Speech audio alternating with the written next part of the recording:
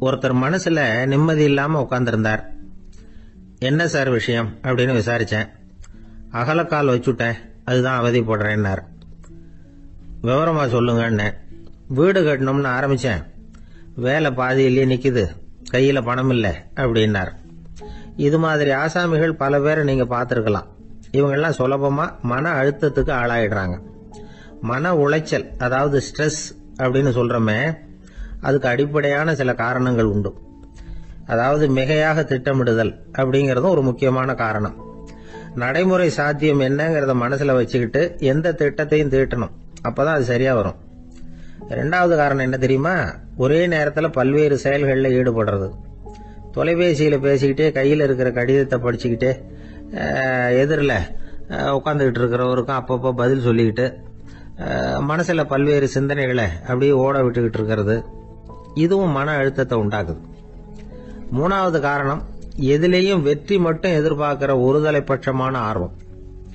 நாம தொட்டதெல்லாம் வெற்றியாவே முடியணும் அப்படின்னு எதிர்பார்க்கிறவங்க ஏதாவது ஒண்ணுல தோல்வியை கண்டா தோண்டு போயிடுறாங்க. எப்படியும் முடியலாம்ங்கிற எண்ணம் ஏற்கனவே நமக்குள்ள இருந்துட்டுதுன்னா அந்த அவஸ்தை வராது. அதனால அதுவும் நம்ம வளர்த்து கொள்ள வேண்டிய ஒரு குணம். மன உளைச்சல் ஏற்படுறதுக்கு இன்னொரு காரணம், எதையும் வேகமா செஞ்சுடணும் அப்படிங்கிற துடிப்பு. அந்த துடிப்பே மனசை அழுத்த ஆரம்பிச்சிடும். எந்த ஒரு காரியத்திலையும் தாமதமோ இடையூறோ ஏற்பட்டா அதை பொறுத்துக்கிற மனப்போக்கம் வேணும். அது இல்லாதவங்க அழுத்தத்துக்கு ஆளாயிடுறாங்க. சில பேர் வேலைன்னு எந்த நேரம் பார்த்தாலும் வேலையே கதின்னு கிடப்பாங்க. பொழுதுபோக்குக்கோ உடற்பயிற்சிக்கோ குடும்பத்தில் உள்ளவங்க அல்லது நண்பர்கள் கூட கலந்துரையாடவோ கொஞ்சம் கூட நேரம் ஒதுக்க மாட்டாங்க. இந்த சுபாவம் மன அழுத்தத்தை உண்டு பண்ணும். இதையெல்லாம் புரிஞ்சுக்கிட்டு அதிலிருந்து விடுபடுறது எப்படின்னு யோசிக்கணும். வல்லுநர்கள் இது தொடர்பா சில யோசனைகளை சொல்லி வச்சிருக்கிறாங்க. அது என்னன்னா, வாழ்க்கைங்கிறது பிரச்சனைகளால பின்னப்பட்ட ஒன்று. அது எப்பவுமே முடிவடையாத ஒரு தொடர்கதை அப்படிங்கறத முதல்ல நாம புரிஞ்சுக்கணும். ஒரே நேரத்துல ஒரு காரியத்துல மட்டுமே நாம கவனம் செலுத்தணும். அடுத்தவங்க காரியத்துல தலையிடக்கூடாது. எதையும் பேச ஆரம்பிக்கிறதுக்கு முன்னாடி நம்மை நாமே கேட்டுக்க வேண்டிய கேள்வி 2. 1, நான் சொல்ல போறது ரொம்ப முக்கியமானதா? 2வது, நான் சொல்றத அவங்க கேட்கறதுக்கு ஆசைப்படுறாங்களா? நான் பேசுறதுக்கு அது சரியான நேரம் தானா? இதை யோசிச்சு பார்த்ததுக்கு அப்புறம் எதையும் பேச ஆரம்பிக்கணும். முடிஞ்ச அளவுக்கு வளைந்து போகிற சுபாவத்தை வளர்த்துக்கணும். நம்ம நேரம் விலை மதிப்பு இல்லாதது, அதை வீணாக்கக்கூடாது. சிரிக்க தெரியலனாலும் பரவாயில்ல, முகத்துல கொஞ்சம் புன்முறுவலாவது காட்டணும். இதெல்லாம் ரொம்ப முக்கியம். அடுத்தவங்க ஏதாவது செஞ்சா உடனே நன்றி சொல்ல மறக்கப்படாது. தினமும் கொஞ்ச நேரத்தை தனிமையில செலவு பண்ணணும். மன உளைச்சல் இருந்து விடுபடுறதுக்கு 3 முக்கிய வழிகள் சொல்றாங்க. அதை சுருக்கமா ரெட் அப்படின்னு சொல்றாங்க. RED ஆங்கில எழுத்துல. அந்த முதல் எழுத்து R, அது என்னன்னா ரிலாக்ஸேஷன், அதாவது இடை ஓய்வு. 2வது E எக்ஸர்சைஸ், உடற்பயிற்சி. 3வது டயட், திட்டமிட்ட உணவு முறை. அதனால தியானம், மூச்சு பயிற்சி இதெல்லாம் இந்த இடை ஓய்வுக்கு வழிகள். எந்த வேலையையும் தொடர்ந்து செய்யக்கூடாது. எல்லார்கிட்டையும் கலகலப்பா பழகணும். மாசத்துக்கு ஒரு நாளாவது குடும்பத்தோடு வெளியில போயிட்டு வரணும். சுலபமான உடற்பயிற்சிகளை செய்யலாம். உடற்பயிற்சிங்கிறது நமக்காக நாம செய்கிற ஒரு நீண்ட கால முதலீடு அப்படின்னு சொல்லுவாங்க. அதாவது லாங் டேர்ம் இன்வெஸ்ட்மெண்டா. அளவோட சாப்பிடணும், மெதுவா சாப்பிடணும். இதெல்லாம் கொஞ்சம் மனசுல வச்சுக்கிட்டு நடந்துக்கிட்டா மகிழ்ச்சியா வாழலாம். சில பேர் சாப்பாட்டு விஷயத்துல ரொம்ப அக்கறை எடுத்துக்கிறது உண்டு. ஒரு குண்டு ஆசாமி சாப்பிட உட்கார்ந்தார். முதல்ல ஒரு மாத்திரை சாப்பிட்டார். எதுக்குன்னு கேட்டோம். பசி எடுக்கிறதுக்குன்னார். சாப்பிட்டு முடிச்சார். பிறகு மறுபடியும் ஒரு மாத்திரை சாப்பிட்டார். இது எதுக்குன்னு கேட்டோம். சாப்பிட்டது ஜீரணமாகறதுக்கு அப்படின்னார். ஒரு நீதிமன்றம், அங்க ஒரு கொலை வழக்கு சம்பந்தமா விசாரணை நடந்துகிட்டு இருக்குது. அந்த வழக்கறிஞர் ரொம்ப தீவிரமா வாதாடிட்டு இருக்கிறார். தன்னுடைய கட்சிக்காரர் நிரபராதிங்கிறது அவருக்கு நல்லா தெரியும். அதனாலதான் அவர் சார்பா வாதாடுறதுக்கே ஒத்துக்கிட்டார். அப்படி அவர் மும்முரமா வாதாடிக்கிட்டு இருக்கிற சமயத்துல அவசரமா தந்தி ஒண்ணு சேர்ந்தது. அதை வாங்கி படிச்சு பார்த்தார். அதுக்கப்புறம் அதை மடிச்சு தன்னுடைய கோட்டு பையில வச்சுக்கிட்டு தொடர்ந்து வாதாட ஆரம்பிச்சிட்டார். பேசி முடிச்சாரு. அதுக்கப்புறம் அங்க கோர்ட்ல இருந்த சக வக்கீல்கள் அவர்கிட்ட வந்தாங்க. தந்தி ஒண்ணு என்ன விஷயம் அப்படின்னு விசாரிச்சாங்களாம். அப்போ அவர் சொல்லியிருக்கிறார், ஊரில் சிகிச்சைக்காக போயிருந்த என்னுடைய மனைவி இறந்து போனதா தந்தி வந்திருக்குது அப்படின்னாராம். மற்ற வக்கீல்களுக்கு அதிர்ச்சி. என்னங்க இது, மனைவி இறந்ததை விட கேஸு முக்கியமா உங்களுக்கு அப்படின்னு கேட்டிருக்கிறாங்க. இறந்து போன என் மனைவி மறுபடியும் திரும்பி வர போறதில்ல. ஆனால் என்னுடைய கட்சிக்காரர் ஒரு கொலை வழக்கில் மாட்டிக்கிட்டார். அவரும் நிரபராதி. அவர் உசுரை நான் காப்பாற்ற வேணாமா? இதுதான் என்னுடைய கடமை அப்படின்னாராம். இப்படி இவர் சொன்னதும் எல்லாரும் அப்படியே திகைச்சு போய் நின்றுட்டாங்களாம். சரி, கடமைக்கு முக்கியத்துவம் கொடுத்த அந்த வழக்கறிஞர் யார் தெரியுமா? அவர் தான் இரும்பு மனிதர் சர்தார் வல்லபாய் பட்டேல். குஜராத் மாநிலத்தில் 1875 அக்டோபர் 31 அன்றைக்கு ஜாவேரி பாய் அப்படிங்கிறவருக்கு 4வது பிள்ளையா அவர் பிறந்தாராம். இந்த ஜாவேரி பாய் யார் தெரியுமா? ஜான்சி ராணி லட்சுமி பாய் போர் படையில் ஒரு வீரரா பணிபுரிஞ்சவர். இளம் வயசுல வல்லபாய் பட்டேல் ரொம்ப சிரமப்பட்டு படிச்சிருக்கார். விடாமுயற்சி வெற்றியை கொடுத்தது. கல்லூரியிலையும் காலடி வச்சார். அதுக்கப்புறம் வக்கீல் பட்டத்தையும் வாங்கினார். பிரிட்டிஷ் ஆட்சி நடந்துகிட்டு இருந்த சமயம் குஜராத்தை சேர்ந்த பர்டோலி தாலுகாவில் விவசாயிகள் மேல அரசாங்கம் திடீர்னு நில வரியை வசதி விட்டுதான். ஏழை விவசாயிகள் ரொம்ப கஷ்டப்பட்டிருக்காங்க. அரசாங்கம் வரி செலுத்தாத விவசாயிகளின் நிலங்களை எல்லாம் ஜப்தி செஞ்சுதான். அரசாங்கத்தை எதிர்க்கிறவங்களை எல்லாம் கைது பண்ணி சிறையில் அடைச்சுட்டாங்களாம். சில பேர் வீடு வாசல் ஆடு மாட்டையெல்லாம் விற்று கூட வரி கட்ட வேண்டிய நிலைமைக்கு ஆளாயிட்டாங்க. வழக்கறிஞர் வல்லபாய் பட்டேல் நில வரியை உடனே ரத்து பண்ணணும் அப்படின்னு பம்பாய் கவர்னருக்கு ஒரு கடிதம் எழுதினார். எந்த பலனும் இல்லை. உடனே எல்லா விவசாயிகளையும் அணி திரட்டினார். அதுக்கு தானே தலைமை தாங்கினார். சத்தியாகிரகம் நடத்தினார். அந்த பகுதியில் எந்த வேலையும் நடக்கலை. வேற வழி இல்லை. ஆட்சியாளர்கள் உடனே வரியை ரத்து பண்ணாங்க. சிறையில் இருந்தவங்களெல்லாம் வெளில விட்டாங்க. 1928 ஆகஸ்ட் 6 சர்க்காருக்கும் விவசாயிகளுக்கும் இடையில ஒரு உடன்பாடு ஏற்பட்டது. அதுக்கப்புறம் தான் நிலைமை சரியா போச்சான். வல்லபாய் பட்டேலின் பொது சேவையை பாராட்டின பொதுமக்கள் அவருக்கு சர்தார் அப்படிங்கிற பட்டத்தை கொடுத்தாங்களாம். சர்தார்னா தலைவர் அல்லது தளபதினு அர்த்தம். இரும்பு மனிதர்னு இவருக்கு பேர். இருந்தாலும் நகைச்சுவை உணர்வும் இவருக்கு நிறைய உண்டு. ஒரு தடவை ஒரு பத்திரிகை நிருபர் வந்திருக்கார். சர்தார் பட்டேல் கிட்ட அவருக்கு பிடிச்ச பண்பாடு கலாச்சாரம் எது அப்படின்னு கேட்கணும்னு ஆசை. அதனால அவரை பார்த்து கேட்டாராம், ஏங்க உங்களுக்கு பிடிச்ச கல்ச்சர் எது அப்படின்னு கேட்டிருக்காரு. இதுக்கு சர்தார் பட்டேல் சொன்ன பதில் என்ன தெரியுமா? எனக்கு பிடிச்ச கல்ச்சர் அக்ரிகல்ச்சர் அப்படின்னாராம். கத்திய தீட்டாதே புத்திய தீட்டு அப்படின்னு ஒரு பெரியவர் புத்தி சொன்னார். அதை கேட்ட ஒரு இளைஞன், அது எப்படி பெரியவரை புத்திய தீட்டுறது? கத்திய தீட்டுன்னு சொன்னா ஒரு கருங்கல்ல கத்திய தேய்க்கலாம். புத்திய தீட்டுன்னு சொன்னா எப்படி தலையை கொண்டுட்டு போய் தரையில தேய்ச்சிக்கிட்டு இருக்க முடியுமா அப்படின்னா. அந்த பெரியவர் உடனே புரிஞ்சுக்கிட்டார், இந்த இளைஞனுக்கு புத்தி கூர்மை கம்மி அப்படிங்கறத புரிஞ்சுக்கிட்டார். அது சரி, அறிவுக்கும் புத்திசாலித்தனத்துக்கும் என்ன வித்தியாசம்? இது ஒரு முக்கியமான கேள்வி. அறிவுன்னா என்ன, புத்திசாலித்தனம்னா என்ன? இதே கேள்வியை சாக்ரட்டிஸ் கிட்ட அவருடைய சீடன் ஒருத்தன் கேட்டானான். ஐயா, அறிவுக்கும் புத்திசாலித்தனத்துக்கும் என்னங்க வித்தியாசம் அப்படின்னு கேட்டிருக்கான். சாக்ரட்டிஸ் நிமிர்ந்து பார்த்திருக்கிறார் அந்த சீடனை. அதுக்கப்புறம் சொன்னாராம், நான் சொல்றேன் உன்னுடைய கேள்விக்கு பதில், ஆனா அதுக்கு முன்னாடி நீ ஒரு காரியம் பண்ணணும்னாராம். என்னங்க செய்யணும் சொல்லுங்கன்னு இருக்கான். அதோ பாரு, ஒரு பெரியவர் உட்காந்துருக்கிறாரு, அவர்கிட்ட போ, இங்கேருந்து பக்கத்தில் இருக்கிற அந்த கிராமத்துக்கு போய் சேர எவ்வளவு நேரம் ஆகும் அப்படின்னு கேட்டுட்டு வா அப்படி சொன்னார் சாக்ரட்டிஸ். சரின்னு சொல்லிவிட்டு இவன் போனான். அந்த பெரியவர் முன்னாடி போய் நின்னான். ஏங்க பெரியவரை, இங்கேருந்து அதோ தெரியுத அந்த கிராமத்துக்கு போய் சேர்றதுக்கு எவ்வளவு நேரம் ஆகும் அப்படின்னு கேட்டான். பெரியவர் நிமிர்ந்து பார்த்தார். ஆனால் பதில் எதுவும் சொல்லல. இவன் மறுபடியும் ஒரு தடவை அதே கேள்வி அவர்கிட்ட கேட்டான். என்னங்க, நான் கேட்கறது உங்க காதில் விழுதா? அந்த கிராமத்துக்கு போய் சேர்றதுக்கு எவ்வளோ நேரம் ஆகும் அப்படின்னு சொல்லி மறுபடியும் கேட்டான். அப்பவும் அவர் பதில் சொல்லல. உடனே அவன் மனசுக்குள்ள முடிவு பண்ணிக்கிட்டான், சரி பெரியவர் ஒரு மாதிரியா தெரிகிறார், புத்தி சுவாதீனம் சரியில்லாத ஒரு மாதிரி தெரியுது அப்படின்னு நினைச்சுக்கிட்டே வந்த வழியிலே திரும்பி வந்துட்டான். கொஞ்ச தூரம் நடந்திருப்பான். இப்ப அந்த பெரியவர் மறுபடியும் கூப்பிட்டார், இளைஞனே இப்படி வாடினார். இவனுக்கு ஒன்றும் புரியல. மறுபடியும் திரும்பி நடந்தான். அவர் முன்னாடி போய் நின்னான். பெரியவர் சொன்னார், தம்பி, இங்க இருந்து அந்த கிராமத்துக்கு போய் சேர்றதுக்கு 5 நிமிஷம் ஆகும் அப்படின்னார். இப்போ அந்த இளைஞன் அந்த முதியவரை ஒரு மாதிரியா பார்க்க ஆரம்பிச்சான். அதுக்கப்புறம் கொஞ்சம் யோசிச்சான்.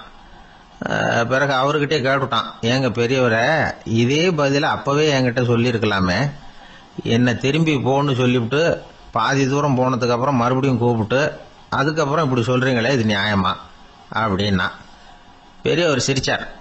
அதுக்கப்புறம் சொன்னார், ஏன்பா நீ எவ்வளவு வேகமா நடக்கிறேங்கிறத பார்க்காம நீ கிராமத்துக்கு போய் சேர வேண்டிய நேரத்தை எப்படி என்னால சொல்ல முடியும்?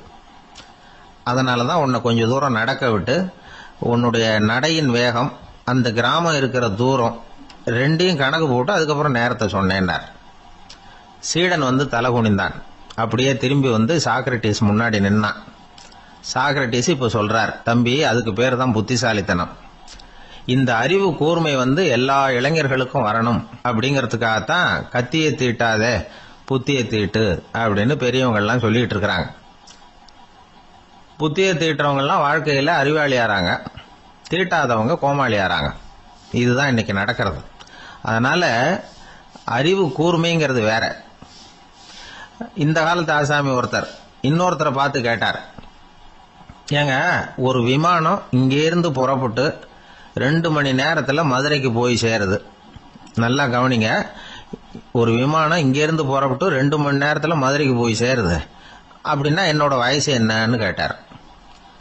இவர் கேட்கறதுல ஏதாவது அர்த்தம் இருக்கா? அதாவது இங்கேருந்து புறப்பட்டு 2 மணி நேரம் ஆகுது மதுரைக்கு போகிறதுக்கு, அப்படின்னா என் வயசு என்னன்னு கேட்குறாரு. இதை கேட்ட உடனே அவர் பதில் சொன்னார், அப்படின்னா உங்களோட வயசு 20 அப்படின்னார். எப்படிங்க அவ்வளவு கரெக்டா சொன்னீங்க அப்படின்னு கேட்டார். வேற ஒண்ணும் இல்ல, எங்க பக்கத்து வீட்டுல ஒரு முழு பைத்தியம் இருக்கு, அதோட வயசு 40, அப்படின்னா உன் வயசு 20 தான் இருக்கணும் அப்படின்னார். அரை பைத்தியம்னு முடிவு பண்ணிக்கிட்டார். அதனால வாழ்க்கையில அறிவு கூர்மைங்கிறது ரொம்ப அவசியம். அந்த புத்திசாலித்தனம் இருக்கிறவங்க வாழ்க்கையில வெற்றி பெறுவது நிச்சயம். ஒரு ஆள் அசையாம கிடக்கிறார், அவர் இருக்காரா போயிட்டாராங்கிறத எப்படி முடிவு பண்றோம்? அவர் மூக்குக்கு முன்னாடி புறங்கைய வச்சு பாக்குறோம், மூச்சு வருதா இல்லையா அப்படிங்கறத கண்டுபிடிக்கிறதுக்காக. மூச்சுங்கிறது அவ்வளவு முக்கியமான ஒரு விஷயம். சுவாசம் இல்லைன்னா எதுவுமே இல்லை. நம்ம பூமி இருக்க அது கூட சுவாசிக்குதுங்கிறத சோவியத் விஞ்ஞானிகள் கண்டுபிடிச்சிருக்கிறாங்க. பூமிக்கு மேல இருக்கிற மண் அடுக்குல காற்றுல உள்ள ஆக்சிஜன் ஆக்சிகரணம் அடையுது அப்படின்னு தான் இதுவரைக்கும் எல்லாரும் நம்பிக்கிட்டு இருந்தாங்க. ஆனா இப்ப என்ன கண்டுபிடிச்சிருக்கிறாங்கன்னா, அந்த ஆக்சிஜன் பூமிக்குள்ள 1 கிலோமீட்டர் ஆழம் வரைக்கும் ஊடுருவி போகுதான். பூமிக்குள்ள 2 பக்கமும் பல கிலோமீட்டர் வரைக்கும் பரவுதான். பூமிக்குள்ள இருக்கிற நீர்நிலை அடுக்குகள் தான் நுரையீரல் செய்யற வேலையை செய்யுதான். நம்ம உடம்புல நுரையீரல் இல்லைன்னா ஒன்றும் நடக்காது. ஒரு மரத்தை தலைகீழா தொங்க போட்டா எப்படி இருக்கும் அப்படி யோசிச்சு பாருங்க. அப்படித்தான் இதுவும், நுரையீரலும் அப்படித்தான் இருக்கும். வலது பக்கம் ஒண்ணு, இடது பக்கம் ஒண்ணு. வலது பக்கம் நுரையீரல் கொஞ்சம் பெருசா இருக்கும், நுட்பமான நரம்பு குழாய்கள் அதுல இருக்கும். கோடிக்கணக்கான நுண்ணிய குழாய்களை வச்சுக்கிட்டு தான் அது வேலை செய்யுது. 25 கோடி குழாய்கள் இருக்கும். அதை அப்படியே முழுசா பிரிச்சு பரப்புனா ஒரு டென்னிஸ் கோர்ட்ல பாதி பரப்பளவு இருக்குமா. நுரையீரல் நிறம் கருஞ்சிவப்பு தான். புகை அதிகமா உள்ள போச்சுன்னா அது கருப்பாயிடுது. காத்துல உள்ள பிராணவாயுவை இது இழுத்து எடுத்துக்கிட்டு ரத்தத்தை சுத்தப்படுத்துற முக்கியமான வேலையை இது செய்யுது. அசுத்த காத்தை வெளியில அனுப்பி வச்சிருது. ஒருத்தர் வேகமா ஓடி வர்றார், அவருக்கு மூச்சு இறைக்கும். பயங்கரமா எதையாவது பார்த்து விடுறார், உடனே மூர்ச்சி ஆயிடுவார். இது மாதிரி சமயங்கள்ல வேற எந்த தூண்டுதலும் இல்லாம நுரையீரல் தானாவே இயங்கும். இப்படி ஒரு அவசியம் ஏற்படுறப்போ இயக்கத்தை தூண்டி விடுற முக்கியமான இணைப்பு மூளைக்கு கீழே முதுகு எலும்புக்கு மேற்பகுதியில இருக்குது. அது உடனே சுவாசத்துக்கு அவசர உதவியை கொடுக்குது. இப்ப ஒருத்தர் பேசாம உட்கார்ந்துருக்கார். இந்த சமயத்துல அவருக்கு 1 பங்கு காத்து தேவைப்படுதுன்னு வச்சுக்கோங்க. அவர் எழுந்திருச்சு நடக்கும் பொழுது 1.5 மடங்கு தேவைப்படும். ஓடுனாருன்னா 3 மடங்கு தேவைப்படும். படுத்திருக்கிறப்ப அரை மடங்கு தான் தேவைப்படும். இதுக்கு நிமிஷத்துக்கு 16 தடவை மூச்சு விட்டாகணும். இப்படி சாதாரணமா உள்ள இழுக்கிற காத்து கொஞ்சம் தான் இருந்தாலும் இது மாதிரி 8 மடங்கு காத்தை உள்ள இழுத்து வச்சுக்கிற சாமர்த்தியம் நுரையீரலுக்கு இருக்குதான். தண்ணி, நுண்கிருமிகள், ரசாயன பொருள் இப்படி எது உள்ள போனாலும் நுரையீரல் சமாளிச்சுக்கும். 30 வருஷமா விடாத புகை பிடிக்கிறவர் தொடர்ந்து உள்ள அனுப்பி வைக்கிற புகையை கூட சமாளிக்குதுன்னா பாத்துங்களேன். உள்ள போற புகை நுட்பமான சுவாச முடிச்சுகளை அழிச்சு விடுது. கறி புகை அது மேல படிஞ்சு உபயோகம் இல்லாம பண்ணிவிடுது.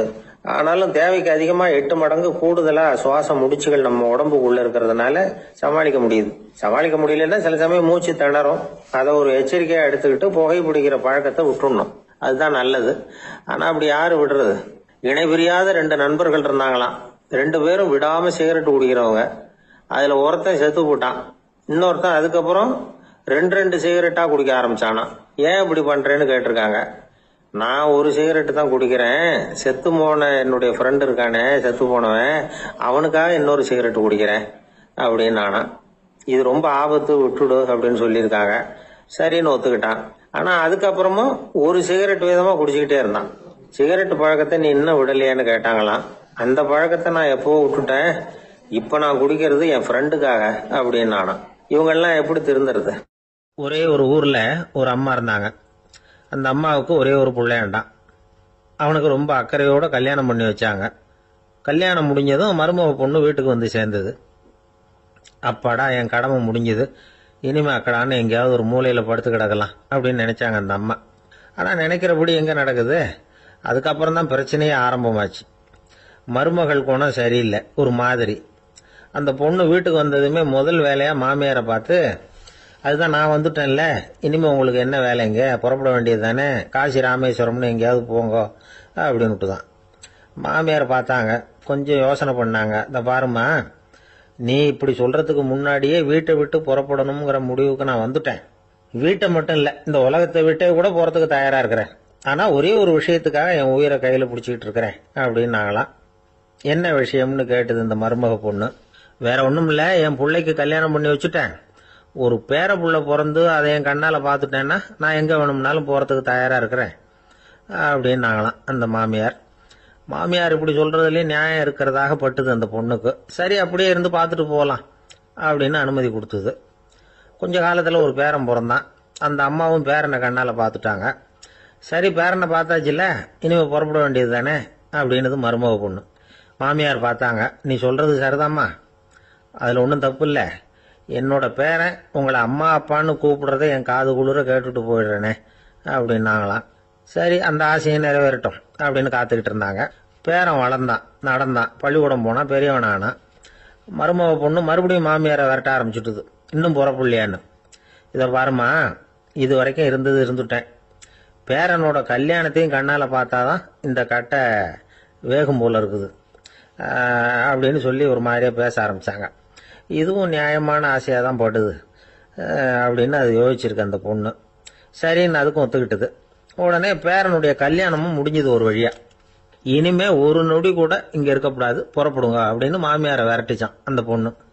இப்ப அந்த மாமியார் தன்னோட மருமகளை பார்த்து சொல்றாங்க, இதோ கிளம்பிட்டாமா, என் மூட்டை முடிச்செல்லாம் கட்டிக்கிட்டேன், புறப்பட்டுட்டேன். அப்படியே நீயும் உன் துணிமணிகளை மூட்டை கட்டிக்கிட்டு கிளம்பிடும், என்னோட சேர்ந்து 2 பேருமா சேர்ந்து போயிடலாம் அப்படின்னாங்களாம். அந்த பொண்ணு முழிக்குது.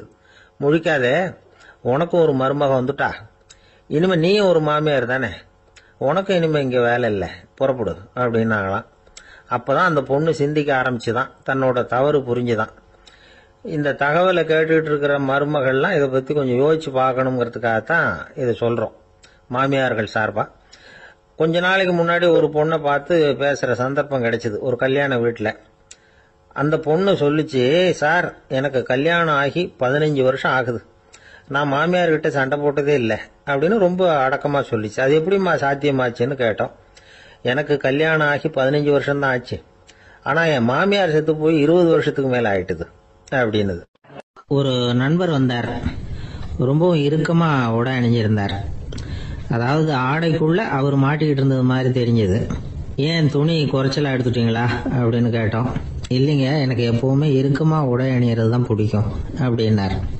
ஒருத்தர் எப்படி உடை அணிகிறார் அப்படிங்கறத வச்சு அந்த ஆள் எப்படிப்பட்டவர் அப்படிங்கறத கண்டுபிடிச்சிடலாம். உடை அணிகிற விதம் ஒருத்தருடைய மனநிலையை வெளிப்படுத்துதான். இப்ப இறுக்கமான உடை அணிகிறவங்க பொதுவா மன நிம்மதி இல்லாதவங்களா இருப்பாங்களாம், கோபக்காரங்களா இருப்பாங்களாம். ரொம்ப தொலைதொலைப்பா ஆடை அணிகிறவங்க இருக்கிறாங்கல்ல, அவங்க எல்லாம் அமைதியான ஆளா இருப்பாங்களாம், சாந்தமா இருப்பாங்களாம். இவங்கெல்லாம் போராடுறதுக்கு சரியா வரமாட்டாங்களாம். இப்படி ஒரு கணிப்பு இருக்குது. அதனாலதான் போர் வீரர்களுக்கெல்லாம் இறுக்கமான உடையை தான் கொடுக்கறது வழக்கம். ஆனா சன்னியாசிகளை பாருங்க, அவங்களுக்கெல்லாம் ரொம்ப தொலை உடைகள் தான்.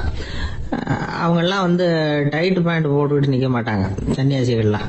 அதே மாதிரி சன்னியாசிகள்லாம் காவி உடைய தேர்ந்தெடுக்கிறதுக்கும் காரணம் உண்டு.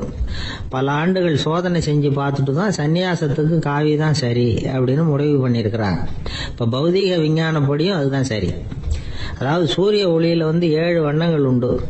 ஒரு பொருள் மேல அது விழும் பொழுது அந்த பொருள் நமக்கு சிவப்பா தெரிஞ்சதுன்னா அந்த பொருள் சிவப்பை தவிர மற்ற எல்லா நிற கதிர்களையும் உள்வாங்கிக்கிட்டு சிவப்பு நிறத்தை மட்டும் வெளியில விடுது. அதாவது விலக்கி விடுது. அதனாலதான் அந்த பொருள் சிவப்பா தெரியுது. உடல் ஆரோக்கியத்துக்கு ஓரளவு சிவப்பு தேவைப்படுது. அதனாலதான் காவி உடை அணிஞ்சா சூரிய ஒளி ஓரளவு சிவப்பை விலக்கிவிடும். அதாவது சிவப்பின் பலனும் கிடைக்கும், இந்த சிவப்பின் கெடுதலும் இல்லை அப்படின்னு யோசனை பண்ணாங்க. காவி உதய வேளையின் நிறம். கீழ் வானத்துல கதிர் உதிக்கிற வேளையில முதல் ஒளி தோன்றுகிற நேரத்துல காவி நிறம் தான் கசியும். தியானம் செய்யறப்ப முதல்ல காணக்கூடிய ஒளி காவி நிறம் தான். தியானத்தின் உச்ச நிலையின் நிறம் நீலம். தியானம் காவி நிறத்துல ஆரம்பமாகி நீல நிறத்துல நிறைவடைகிறது அப்படிங்கிறார் ஓஷோ. நீலம் தியான சிகரம், காவி தியான ஆரம்ப குறியீடு, ஒரு சன்னியாசியின் ஆரம்ப தரிசனம் அப்படிங்கிறார் அவர். ஒருத்தர் நாள் பூரா காவி உடைய அணிஞ்சிருந்தா அந்த நிறம் அவருக்கு தியானத்தை பற்றிய நினைவை ஊட்டிக்கிட்டே இருக்கும். இப்படியே ஆடைக்கும் தியானத்துக்கும் இடையில ஒரு தொடர் ஏற்படுது. ஒரு துறவியின் உள்ளார்ந்த பண்பா அது மாறுது. கடை வீதியில ஒரு பொருள் வாங்க போறோம், அது மறந்துடக்கூடாதுங்கிறதுக்காக ஞாபகம் முடிச்சு போட்டுக்கிறோம். அந்த முடிச்சுக்கும் பொருளுக்கும் தொடர்பு இல்லை. ஆனா கடை வீதிக்கு போன உடனே அந்த முடிச்சு அந்த பொருளை ஞாபகப்படுத்துது. அதாவது அந்த முடிச்சு ஒரு தொடர்பு அம்சமா அமையுது. அது மாதிரிதான் காவி உடையும். ஒரு துறவி நடக்கும் பொழுது, சாப்பிடும் பொழுது, குளிக்கும் பொழுது அவருடைய காவி உடை அவருக்கு ஞாபகப்படுத்திக்கிட்டே இருக்கும். அது ஒரு நிலைப்படுத்தப்பட்ட நினைவாக ஞாபகம் முடிச்சாக மாறிடுது. காவி ஆடை இல்லைன்னா ஒருத்தரால துறவியாக முடியாதுன்னு அர்த்தம் இல்லை. அதே நேரத்துல காவி ஆடையால ஒன்னும் பிரயோஜனம் இல்லை, அதுல ஒன்னும் அர்த்தம் இல்லை அப்படின்னு சொல்லிட முடியாது. இதுதான் உண்மை.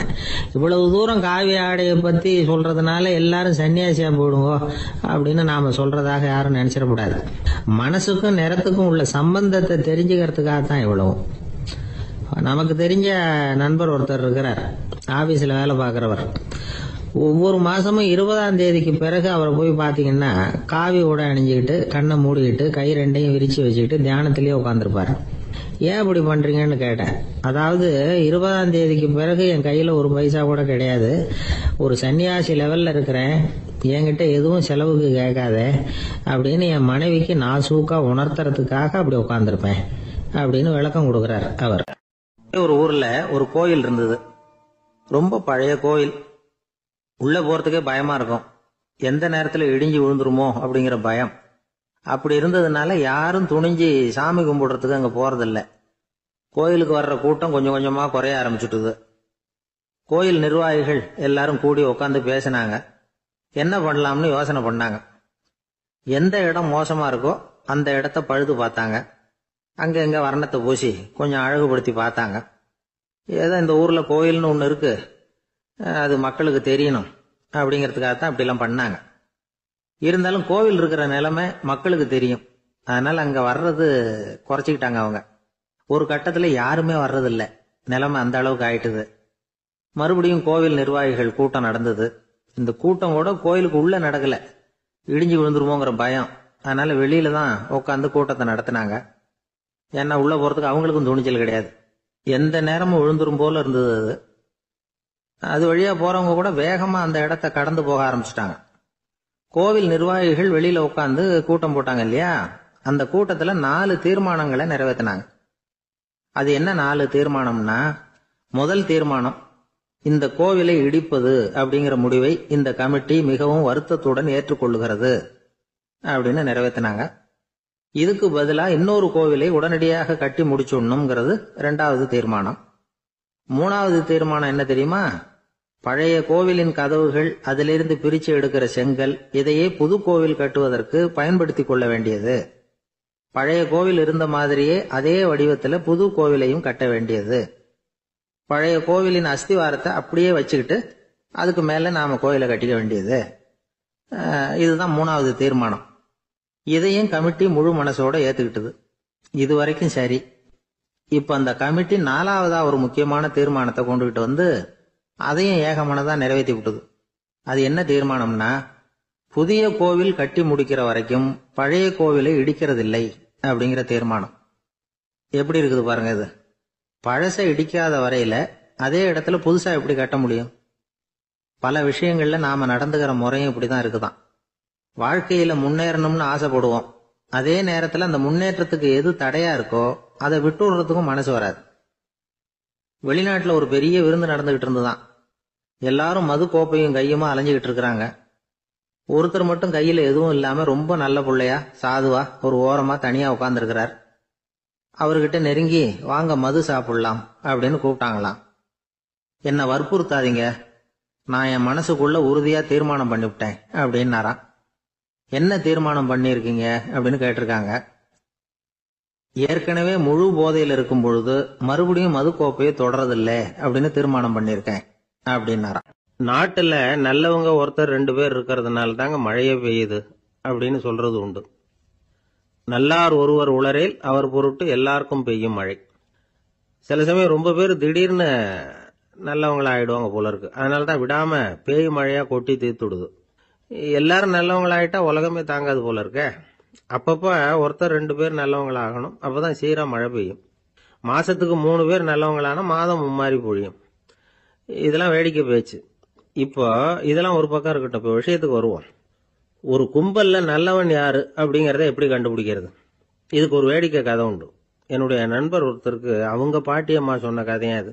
அது என்ன கதைன்னா, ஒரு ஊர்ல ஒரு சமயம் பலமான மழை பெய்ய ஆரம்பிச்சுட்டு தான். இடி மின்னல் ரொம்ப கடுமையா இருந்திருக்குது. ஆரம்பிச்ச மழை வர வர கடுமையா ஆகிட்டு இருக்குதே தவிர நிக்கிற பாடா தெரியல. ஊர் ஜனங்கள்லாம் பார்த்தாங்க. இதுக்கு மேலேயும் வீட்டு உள்ள இருந்தா ஆபத்துங்கிறத புரிஞ்சுக்கிட்டாங்க. ஏன்னா வீடெல்லாம் இடிஞ்சி விழுந்துருமோங்கிற பயம். உடனே எல்லாரும் புறப்பட்டு ஊருக்கு பொதுவா இருந்த ஒரு மண்டபத்துல போய் தங்கிக்கிட்டாங்க. மின்னல் கடுமையா இருந்தது. இடி எந்த நேரத்திலையும் விழலாம்ங்கிற நிலைமை. எப்போ விழலாம்னு பார்த்துக்கிட்டு இருக்குது. அந்த மண்டபத்துல இருந்த ஜனங்கள் மனசுக்குள்ள ஒரு பயம். நம்ம கூட்டத்துல யாராவது ஒரு கெட்டவன் பாவம் பண்ணவன் இருந்தா கூட இடி இந்த மண்டபத்துல விழுந்துரும், அது எல்லாருக்கும் ஆபத்து அப்படின்னு நினைச்சாங்க. சரி, இதுக்கு என்ன பண்ணலாம் அப்படின்னு யோசனை பண்ணாங்க. அந்த கூட்டத்துல ஒரு பெரியவர் இருந்தார். அவரு ஒரு யோசனை சொன்னார். இதோ பாருங்க, அதுக்கு ஒரு வழி இருக்கு. அதோ எதிர்த்தாப்புல கொஞ்சம் தூரத்துல ஒரு உயரமா மரம் ஒண்ணு இருக்கு பாருங்க. பொதுவா இடி சுலபமா விழறது அது மாதிரி உயரமான மரத்துல தான். நம்ம கூட்டத்துல இருக்கிறவங்க எல்லாரும் ஒவ்வொருத்தரா போய் அந்த மரத்தை தொட்டு விட்டு திரும்பி வந்துடணும். நம்மள பாவம் பண்ணவன் யாரோ அவன் அந்த மரத்தை தொடுற சமயத்துல இடி விழுந்துரும், அவன் மட்டும் போயிடுவான். மண்டபத்துல இருக்கிற நாமெல்லாம் பொழைச்சிக்கலாம் அப்படின்னு ஐடியா கொடுத்தாரு அந்த பெரியவர். இது நல்ல யோசனையா பட்டது. எல்லாரும் ஒத்துக்கிட்டாங்க. ஒவ்வொருத்தரா போய் அந்த மரத்தை தொட்டு விட்டு திரும்பி வந்தாங்க. இடி எதுவும் விழல. இன்னமும் பாவம் பண்ண ஆசாமி அதை போய் தொடல போல இருக்கு அப்படின்னு நினைச்சுக்கிட்டாங்க. ஒவ்வொருத்தரா போறாங்க. எல்லாரும் போய் தொட்டு விட்டு வந்தாச்சு. இன்னும் ஒரே ஒரு ஆசாமி தான் பாக்கி. கடைசியா இருந்த அந்த ஆள் பயந்துட்டான். இது வரைக்கும் இடி விழலைன்னா இப்ப என்ன அர்த்தம்? இப்ப நாம தான் பாக்கி, நாம தான் தப்பு பண்ண ஆள் போல இருக்கு அப்படின்னு நினைச்சுட்டான். அதனால துணிச்சலா போய் தொடறதுக்கு பயந்தான், தயங்கிக்கிட்டே இருந்தான். இருந்தாலும் மற்றவங்க எல்லாம் சும்மா இருப்பாங்களா? கட்டாயப்படுத்தி கழுத்தை பிடிச்சி தள்ளாத குறையா அவனை தள்ளி விட்டாங்க, போய் தொட்டுட்டு வாடான்னு. அவன் நடுங்கிட்டே போய் அந்த மரத்தை தொட்டான். அதே வினாடி ஒரு பயங்கரமான மின்னல் இடி விழுந்துட்டுது. எங்க விழுந்தது தெரியுமா? அந்த ஆள் மேல இல்ல, மண்டபத்துல விழுந்தது. மண்டபத்துல இருந்தவங்க பூரா காலி. அந்த ஒரு ஆள் மட்டும் பொழைச்சுக்கிட்டான். இந்த ஒரு ஆளை காப்பாத்துறதுக்காக தான் இடி மண்டபத்துல விழாம இருந்திருக்குது. இதுதான் கதை. அதனால நல்லவங்க எப்படியும் தப்பிச்சுக்குவாங்க அப்படிங்கிறது ஒரு நீதி. ஒருத்தன் அப்படிதான் தெருவில் நடந்து போய்கிட்டு இருந்தான், ரொம்ப நல்லவன். எதிரில் ஒருத்தன் சைக்கிள்ல வந்துகிட்டு இருந்தான். அதுல மோதி இவன் கீழே விழுந்துட்டான். சைக்கிள்காரன் உடனே இறங்கி இவனை தூக்கி விட்டான். இவன் எழுந்திரிச்சு அவனை முறைச்சி பார்த்தான். அப்படி பார்க்காதீங்க சார், நீங்க ரொம்ப புண்ணியம் பண்ணிருக்கீங்க, அதுதான் இப்போ சைக்கிள்ல மோதிக்கிட்டீங்க அப்படின்றான். என்ன அப்படி சொல்றேன் நான்? இவன் 10 நிமிஷத்துக்கு முன்னாடி நான் லாரி ஓட்டிட்டு வந்தேன், அப்போ நீங்க எதிரில் வந்திருந்தீங்கன்னா என்ன ஆயிருக்கும் அப்படின்னானா அவன். ஒரு ஊர்ல ஒருத்தர் இருந்தார், ரொம்ப நல்லவர். யாருக்காவது ஏதாவது கொடுத்துக்கிட்டே இருப்பார், கொடையாளி. தினமும் யாராவது ஒருத்தருக்கு ஏதாவது கொடுக்கலன்னா அவருக்கு தூக்கம் வராது, அப்படி ஒரு பழக்கம். அது மட்டும் இல்ல, அவர் கொடுக்கறது அடுத்தவங்களுக்கு தெரியாது, அவ்வளவு ரகசியமா அதை கொடுப்பார். வலது கை கொடுக்கறது இடது கைக்கு தெரியக்கூடாதுன்னு சொல்லுவாங்கல்ல, அது மாதிரி அவர். ஒரு நாள் ராத்திரி அவர் ஏற்கனவே தயாரா கட்டி வச்சிருந்த பணம் முடிச்ச கையில எடுத்துக்கிட்டு வீட்டை விட்டு வெளியில வந்தார். தெருவில் இறங்கி நடந்தார். இன்னைக்கு யாருக்கு தர்மம் செய்யறது அப்படின்னு யோசனை பண்ணிட்டு இருட்டில் நடந்து வந்துகிட்டு இருக்கிறார். யாரோ ஒருத்தர் எதிரில் வர்றது மாதிரி தெரிஞ்சுது. உடனே அவர் கிட்ட போனார். தன்கிட்ட இருந்த பணம் முடிச்சு அவசரமா அவர் கையில திணிச்சுட்டு திரும்பி வந்துட்டார். அப்பாடா, ஒரு வழியா யாருக்கும் தெரியாம இன்னைக்கு தர்மம் பண்ணியாச்சு அப்படிங்கிற மகிழ்ச்சி, மன நிறைவு அவர் முகத்துல. நிம்மதியா தூங்கினாரு. அப்புறம் எழுந்திரிச்சார். மறுநாள் காலையில ஊரு பூரா ஒரே பேச்சு. என்ன பேச்சுன்னா, நேற்று ராத்திரி ஒரு திருடன் கையில யாரோ பணத்தை கொடுத்துட்டு போயிருக்கிறாங்க அப்படின்னு எல்லாரும் பேசிட்டு இருக்கிறாங்க. இதை கேள்விப்பட்டதும் அந்த பெரியவருக்கு ரொம்ப வருத்தமா போச்சு. அடடா, போயும் ஒரு திருடனுக்கா உதவி பண்ணிருக்கிறோம், பிரயோஜனம் இல்லாம போட்டுதே அப்படின்னு நினைச்சார். சரி, இன்னைக்கும் யாருக்காவது உதவி பண்ணணும் அப்படின்னு முடிவு பண்ணினார். ராத்திரி நேரம் வந்தது. இவர் வழக்கம் போல தெருவில் இறங்கி நடந்தார். கையில பணம் முடிச்சு. எதிரில் ஒரு பெண் உருவம் மங்கலா தெரிஞ்சது.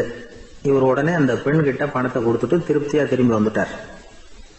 மறுநாள் காலையில ஊர் பூரா என்ன பேசிக்கிட்டாங்க தெரியுமா? நேற்று ராத்திரி நெறி தவறி நடக்கிற ஒரு பெண்ணின் கையில யாரோ பணத்தை வச்சுட்டு போயிருக்கிறாங்க அப்படின்னு எல்லாரும் பேசிக்கிறாங்க. அடடா, இன்னைக்கும் தவறுதலா நடந்து போச்சு அப்படின்னு ஒரு வருத்தப்பட்டார். இருக்கட்டும், இன்னைக்கும் ஏதாவது தர்மம் பண்ணுவோம் அப்படின்னு நினைச்சுக்கிட்டாரு. 3வது நாள் ராத்திரியும் புறப்பட்டார். இப்பவும் எதிரில் ஒருத்தர் வந்தார். இவர் பணத்தை கொடுத்தார், திரும்பி வந்துட்டார். மறுநாள் மக்கள் என்ன பேசிக்கிட்டாங்கன்னா, நேற்று ராத்திரி ஒரு செல்வந்தர் கையில யாரோ பணத்தை கொடுத்துட்டு போயிருக்கிறாங்க அப்படின்னு பேசிக்கிட்டாங்களாம். அவருக்கு ரொம்ப வருத்தமா போட்டுது. என்ன இது தினம் இப்படி ஆகிட்டு இருக்குதே அப்படின்னு நினைச்சுக்கிட்டே படுத்து தூங்கினார். அன்னைக்கு ராத்திரி ஒரு கனவு. அந்த கனவுல இறைவன் வந்து சொன்னாராம், இத பாருப்பா, நீ கொடுத்த தர்மம் வீணா போயிடல. உன்கிட்ட பணம் வாங்கின அந்த திருடன் திருந்திட்டான், அந்த பொண்ணும் திருந்திட்டா, அந்த செல்வந்தனும் கொடையாளி ஆயிட்டான், எல்லாருக்கும் உதவி பண்ண ஆரம்பிச்சுட்டான் அப்படின்னு சொன்னாராம். இந்த கதையை சொன்னவர் யாருன்னா நபிகள் நாயகம். இதுல உள்ள கருத்து என்னன்னா, நல்ல மனசோட தர்மம் பண்ணுனா அது வீணா போறதில்லை. இன்னொரு கருத்து, தர்மம் வந்து தன்னை மட்டும் அல்ல, அடுத்தவங்களையும் தீமையிலிருந்து காப்பாற்றும். இதுதான் நாம புரிஞ்சுக்க வேண்டியது. இந்த காலத்திலயும் இது மாதிரி சில சம்பவங்கள் நடக்கிறது உண்டு. ஒரு பெரியவர் இருட்டில் நடந்து வந்துகிட்டு இருந்தாரு. எதிரில் வந்த ஒருத்தன் வலுக்கட்டாயமா ஒரு கையை பிடிச்சி ஒரு பண முடிப்பை கொடுத்து வச்சுக்க சொல்லிவிட்டு விலகி போயிட்டான். பெரியவருக்கு ஆச்சரியம், இந்த காலத்திலயும் இப்படி வலது கை கொடுக்கறது இடது கைக்கு தெரியக்கூடாதுன்னு நினைக்கிற கொடையாளிகள் உண்டு போல இருக்கு அப்படின்னு யோசனை பண்ணிக்கிட்டே நடந்தார். கொஞ்ச தூரம் போயிருப்பாரு. அதுக்குள்ள அதே ஆள் திரும்பி வந்தான். கொடுத்த பண முடிப்பை திருப்பி கொடுங்க அப்படின்னு கேட்டு வாங்கிட்டான். இவருக்கு ஒன்றும் புரியல. ஏன் இப்படி பண்றேன்னார். அது ஒண்ணும் இல்லைங்க, கொஞ்ச நேரம் இதை உங்ககிட்ட கொடுத்து வச்சிருந்தேன், அவ்வளவுதான் அப்படின்னா. ஏன்னு கேட்டார். என்னை பின்னாடி போலீஸ் தேடிக்கிட்டு வந்துகிட்டு இருக்குது, அதுதான் அப்படி பண்ணேன், இப்ப போயிட்டுது, இனிமே ஒன்றும் பயம் இல்லை அப்படின்னு சொல்லிவிட்டு அவன் பாட்டுக்கு நடந்து போறான். ஒருத்தர் இருக்கார், நல்ல உத்தியோகத்துல தான் இருக்கிறார். ஆனா எப்ப பார்த்தாலும் முகத்தை வெறுப்பா வச்சிருப்பார். அப்படியே வருவார் போவார். ஏன் சார் இப்படி இருக்கிறீங்க அப்படின்னு விசாரிச்சோம். ஏன்டா இந்த வேலைக்கு வந்தோம்னு இருக்கு சார் அப்படின்னார். உங்க வேலை உங்களுக்கு பிடிக்கலையா அப்படின்னு கேட்டோம். இல்லைன்னார். இப்படிப்பட்டவங்க வெற்றிகரமான வாழ்க்கை வாழ முடியாது. இது நிபுணர்கள் கருத்து. வேலையை நேசிக்க தெரிந்தவர்கள் வெற்றி பெறுவார்கள் அப்படிங்கிறாங்க அவங்க. எந்த துறையா இருந்தாலும் சரி, அந்த துறையில வெற்றிகரமா இருக்கிறவங்கள விசாரிச்சு பாருங்க. எனக்கு என்னுடைய வேலை ரொம்ப பிடிக்கும் அப்படின்னு சொல்றவங்களா தான் இருப்பாங்க. அப்படி இருந்தாதான் அது வெற்றிகரமா இருக்க முடியுது அவங்களால. ஒருத்தனுக்கு பிடித்தமான பொழுதுபோக்கே அவனுடைய தொழிலா இருந்துட்டுதுன்னா அவனை மாதிரி கொடுத்து வச்சவன் வேற யாரும் இல்லை அப்படிங்கிறார் பெர்னாட் ஷா. ஒரு தடவை மன்னர் ஹுமாயூன் உயிரை தண்ணீர் முண்டு ஊற்றுகிற தொழிலாளி ஒருத்தர் காப்பாத்தினாராம் அந்த ஹுமாயூன் உயிரை. உடனே மன்னர் கேட்டிருக்கார், உனக்கு என்ன வேணும்னாலும் கேளு தரேன், உயர் பதவி வேணுமா அப்படின்னு கேட்டாராம். மன்னா, மக்களின் தாகம் தீர்க்கக்கூடிய இந்த பணியை விட உயர்ந்தது உண்டா அப்படின்னாராம் அந்த தொழிலாளி. அவரால் அவருடைய வேலையை நேசிக்க முடிஞ்சது, அதனால மகிழ்ச்சியா இருக்க முடிஞ்சது. நாமெல்லாம் அப்படி இல்லை. வேலை கிடைக்கிற வரைக்கும் கிடைச்சா போதும் அப்படின்னு இருக்கோம். கிடைச்சதுக்கு அப்புறம் ஏன்டா அந்த வேலைக்கு வந்தோம்னு ரொம்பவும் அழுத்துக்குவோம். சரி, நாம இருக்கிற இடத்துல நாம வெற்றிகரமா இருக்க வழி உண்டா அப்படின்னா உண்டுன்னு சொல்றாங்க. அதாவது மன இயல் நிபுணர்கள் இருக்கிறாங்க இல்லையா, அவங்க அதுக்கு முக்கியமா 6 வழிகள் சொல்றாங்க. நீங்க ஒரு அலுவலகத்துல வேலை பார்க்கறவரா அப்படின்னா இதை கேளுங்க. அதாவது உங்க மேல் அதிகாரி எதிர்பார்ப்புக்கு தகுந்த மாதிரி உங்க வேலை இருக்குதா? அப்படி இல்லைன்னா முதல்ல உங்க வேலையின் தரம் உயரணும். உங்களுக்கு மேல கீழே வேலை பார்க்கிற பணியாளர்கள் கிட்ட நல்ல விதமா பழகுறீங்களா? அந்த உறவு முறையில ஏதாவது குறை இருந்தா அதை கண்டுபிடிச்சு சரி பண்ணுங்க. நம்பிக்கைக்கு உரியவர் அப்படின்னு நீங்க பேர் எடுக்கணும். நீங்க எடுக்கிற முடிவு நல்ல முடிவா தான் இருக்கும் அப்படின்னு அடுத்தவங்க சொல்லணும். உங்க தோற்றத்துக்கு முக்கியத்துவம் கொடுங்க. இது மனம் உடல் ரெண்டும் சம்பந்தப்பட்டது. அதனால மனசையும் ஆரோக்கியமா வச்சிருக்கணும், உடம்பையும் ஆரோக்கியமா வச்சிருக்கணும். உங்களுடைய நிர்வாகம் செயல்படுற விதத்தை நல்லா புரிஞ்சு வச்சுக்கணும். உங்களுடைய நிர்வாகம் இப்போ ஒரு காரியம் செய்யுதுன்னு வச்சுங்க, ஏன் அப்படி செய்யுது, எதுக்காக அப்படி செய்யுது, அதனுடைய குறிக்கோள் என்ன, அது நீடிக்கிறதுக்கு காரணம் என்ன, இதையெல்லாம் தெரிஞ்சுக்கணும். சிரிப்புக்கு வஞ்சகம் பண்ணக்கூடாது, நல்லா சிரிக்கணும், அப்பதான் அது திரும்ப கிடைக்கும். கடந்த கால தோல்வியை பத்தி கவலைப்படக்கூடாது. முதலாளி விருப்பம் தெரிஞ்சு நடந்துக்கிறது நல்லதுதான்.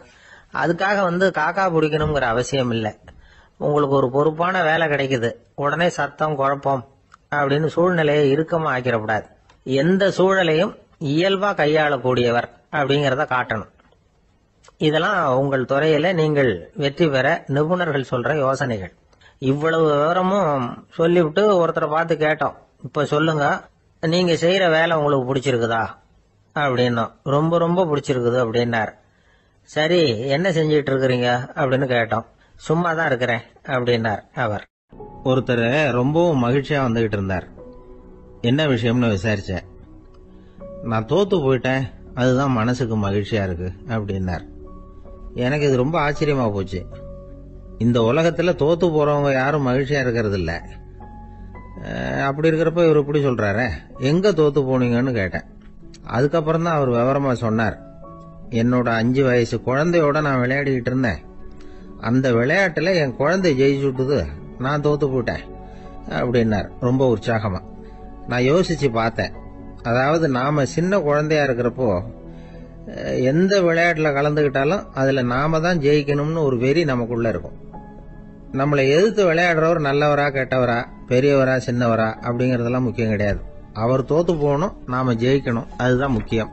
எதிரியை சந்தோஷப்படுத்த விளையாடுகிற கலை அப்ப நமக்கு தெரியறதில்ல. வாழ்க்கையில ஒரு பக்குவம் வந்ததுக்கு அப்புறம் வெற்றி பெறணுங்கிற மன அழுத்தம் போயிடுது. போட்டியில ஜெயிக்கணுங்கிறத விட குழந்தைய சந்தோஷப்படுத்தணுங்கிறது முக்கியமா போச்சு. ஜெயிக்கணுங்கிற வெறி ஓடி போட்டுது. ஒரு குழந்தையா இருந்தப்போ நம்ம வளர்ச்சிக்கு உதவிய வெறி பெரியவனானதுக்கு பிறகு நமக்கு எதிரியா மாறுது. அதை சரியான சமயத்துல நாம புரிஞ்சுக்கிட்டோம்னா போதும், நாம பொழைச்சிக்கலாம். ஒவ்வொரு மனுஷனுமே வாழ்க்கையோட அடுத்த கட்ட வளர்ச்சியில அடி எடுத்து வைக்கிற நேரத்துல தன்கிட்ட இருந்து ஏதோ ஒரு குணத்தை அல்லது தன் குணம் இருந்த ஏதோ ஒரு உறவை நாம இழக்கத்தான் வேண்டி இருக்குது. ஒரு கட்டம் வரைக்கும் உதவியா இருந்த குணம் அடுத்த கட்டத்துக்கு தடையா கூட மாறிடலாம். இந்த பரிமாண மாற்றத்துக்கு உள்ளாகிற ஒவ்வொருத்தரும் பிரத்யட்சமா இதை உணர்றாங்க. ஆனா பல பேர் எப்படின்னா பழச திறந்துட்டு புதிய கொள்கைகளை உருவாக்கிக்கிறதுக்கு இஷ்டம் இல்லாம இருந்துடுறாங்க, அல்லது அப்படி செய்ய முடியாம தவிக்கிறாங்க. இதையெல்லாம் மீறி அந்த பழச திறந்துட்டா அதை இழந்ததால உண்டாகிற மன அழுத்தம் சில காலத்துக்கு வருத்திக்கிட்டு தான் இருக்கும், வேற வழி இல்லை. ஆரோக்கியமான ஒரு முன்னேற்றத்துக்காக அந்த மன அழுத்தத்தை தாங்கிக்கத்தான் வேணும் அப்படிங்கிறாரு அந்த உலக புகழ்பெற்ற மேதை ஒருத்தர், இந்த ஸ்காட் பெக் அப்படிங்கிறவர். பிறந்த நாள் முதல் இதுதான் சரி அப்படின்னு கற்பிக்கப்பட்டு வந்த ஒவ்வொரு தத்துவத்தையும் தங்களுடைய வளர்ச்சிக்கு தகுந்த மாதிரி மாற்றி அர்த்தப்படுத்திக் கொள்ள முடியாமல் வாழ்க்கை சூழல்ல அப்படியே அரைப்பட்டு தூளாகிறவர்கள் தான் ரொம்ப தவிக்கிறாங்களாம். இதுதான் அவருடைய கருத்து. பெரும்பாலும் மனிதர்களுடைய நடுத்தர வயசுல, அதாவது 30 தாண்டுகிற சமயத்துல தான் இந்த தவிப்பு உண்டாவுதான்.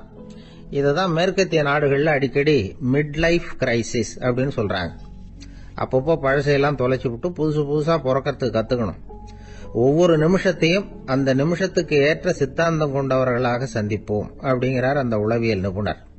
இப்படி பழகிக்கிட்டா வாழ்க்கை இன்பமயம், இல்லைன்னா தவிப்பு மயம்தான். பழசை தொலைக்க முடியாதவர்கள்ல எத்தனையோ பேர் உண்டு, எத்தனையோ ரகம் உண்டு. அதுல வேடிக்கையான நண்பர்களும் உண்டு. ஒருத்தர் நண்பர் வீட்டுக்கு போனார்.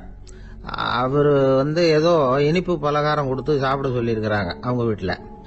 இவர் சாப்பிட்டு பார்த்துட்டு சொன்னாராம், சார் 6 மாசத்துக்கு முன்னாடி ஒரு தடவை இங்க வந்தேன், அப்போ ஒரு இனிப்பு பலகாரம் கொடுத்தீங்க, அது இதை விட நல்லா இருந்தது சார் அப்படின்னாராம். அப்ப செஞ்ச அதே இனிப்பு பலகாரம் தான் சார் இதுவும் அப்படின்னாராம். ஐயா, உங்க பேரை தொடர்ந்து தினம் கேட்டுக்கிட்டு இருக்கிறேன் அப்படின்னாரு ஒருத்தர். தொடர்ந்து கேட்கறீங்களே, உங்களுக்கு காது வலிக்கலையா அப்படின்னு கேட்டோம். பேசுற உங்களுக்கே வாய் வலிக்கல அப்படிங்கிறப்போ கேட்கிற எங்களுக்கு எப்படி காது வலிக்கும் அப்படின்னார். நம்ம உடம்புல ஒரு அதிசயம் என்ன தெரியுமா? ரொம்ப நேரம் நாம நடக்கிறோம்னு வச்சுக்கோங்க, கால் வலிக்கும். ரொம்ப நேரம் வேலை செஞ்சா கை வலிக்கும், உடம்பு வலிக்கும். ரொம்ப நேரம் பார்த்துக்கிட்டே இருந்தா கண்ணு வலிக்கும். ரொம்ப நேரம் பேசிக்கிட்டே இருந்தா வாய் கூட வலிக்கும். ஆனா ரொம்ப நேரம் கேட்டுக்கிட்டே இருக்கிறதுனால காது வலிக்கிறது இல்லை. அதனால கேட்கறதுக்கு முக்கியத்துவம் கொடுத்தாங்க நம்ம பெரியவங்க. திருவள்ளுவர் தேவையில்லாம வார்த்தைகளை உபயோகப்படுத்த மாட்டார். ஒரு திருக்குறள்னு எடுத்துக்கிட்டாவே அதுல மொத்தம் 7 வார்த்தைகள், அவ்வளவுதான். அப்படி 7 வார்த்தைகள் மட்டுமே உள்ள ஒரு திருக்குறள்ல வள்ளுவர் ஒரே வார்த்தையை 5 தடவை உபயோகப்படுத்தியிருக்கிறார், திரும்ப திரும்ப பயன்படுத்தி இருக்கிறார். அப்படின்னா அதை எந்த அளவுக்கு வலியுறுத்தி சொல்றார் அப்படிங்கறத நாம புரிஞ்சுக்கணும். அது என்ன குறள்? செல்வத்துள் செல்வம் செவிச்செல்வம், அச்செல்வம் செல்வத்துள் எல்லாம் தலை. செவிச்செல்வம்ங்கிறது அவ்வளவு முக்கியமானது. கற்றலின் கேட்டல் நன்று. அதிகம் கேட்கணுங்கிறதுக்காகத்தான் எவ்வளவு கேட்டாலும் காது வலிக்கிறது இல்லை. குறைச்சலா பேசணும், அதிகமா கேட்கணும். இன்னொரு விஷயம் கவனிங்க. நம்ம உடம்புல கண்ணுக்கு மூடி இருக்குது, எதையாவது நாம பார்க்க விரும்பலன்னா உடனே கண்ணை மூடிக்கலாம். நம்ம வாய்க்கு மூடி இருக்குது, பேச விருப்பம் இல்லையா, வாயை மூடிக்கலாம். மூக்குக்கு கூட மூடிக்கிற வசதி இருக்குது, எதையாவது முகர விருப்பம் இல்லையா, மூச்சை அடக்கிக்கலாம். ஆனா பாருங்க, காதுக்கு மூடி கிடையாது. அதை கையால தான் மூட முடியும். யார் என்ன சொன்னாலும் அது நல்லதோ கெட்டதோ காதுல விழுந்துகிட்டு தான் இருக்கும். அறிவு தான் நல்ல விஷயங்களை எடுத்துக்கிட்டு கெட்ட விஷயங்களை விட்டுடணும். நல்ல கருத்துக்கள் நம்ம காதுல நிறைய விழுந்துகிட்டே இருக்கணும். அதை கேட்டு நாம நல்லபடியா வாழணுங்கிறது தான் படைப்பின் விருப்பம். ஆன்மீகவாதிகள் கூட ஒன்னு சொல்லுவாங்க. அதாவது, ஆன்மீக பாதையில நீங்க முன்னேறணும்னா முதல்ல சிரவணம் செய்யணும்பாங்க. அதாவது பெரியவங்க சொல்ற நல்ல கருத்துக்களை கேட்கணும் அப்படின்னு அதுக்கு அர்த்தம். அதனால யாரு நல்ல கருத்துக்களை சொன்னாலும் அதை காது கொடுத்து கேளுங்க. இவ்வளவு கருத்துக்களையும் நம்ம நேயர் ஒருத்தர்கிட்ட சொல்லிட்டு இருந்தோம். அவரும் சரி சரின்னு தலையாடிக்கிட்டே இருந்தார். அப்புறம் சொன்னார், நீங்க சொல்றது சரிதான் சார், காதுக்கு மூடி இல்லைங்கிறது ரொம்ப சரி. அதனாலதான் உங்க தகவல் கூட நாங்க விரும்புறோமோ இல்லையோ தினம் காதுல விழுந்துகிட்டு இருக்குது அப்படின்னார். எங்களுக்கு ரொம்ப பெருமையா இருந்தது. அப்படியா அப்படின்னோம். ஆனாலும் என்ன மாதிரி சில பேர் நீங்க தகவல் சொல்ற சமயத்துல காதுல மூடி இல்லையேன்னு சொல்லி கவலைப்படுறதில்ல சார் அப்படின்னார். ஏன்னு கேட்டோம். காதை மூடுறதுக்கு தானே வசதி இல்ல, ரேடியோவை மூடுறதுக்கு வசதி இருக்குதுல்ல, அதனால டக்குன்னு அதை மூடி வச்சிருவோம் அப்படின்னார். அம்மாக்காரங்களுக்கு அடிக்கடி ஏற்படுற கவலை ஒண்ணு உண்டு.